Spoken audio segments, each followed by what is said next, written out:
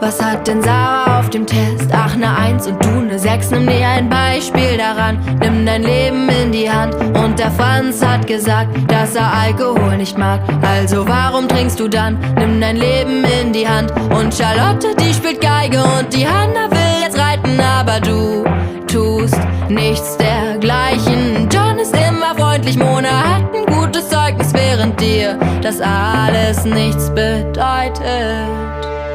Vielleicht bin ich nicht perfekt und vielleicht will ich es nicht sein. Vielleicht will ich gar nicht so, wie meine Freunde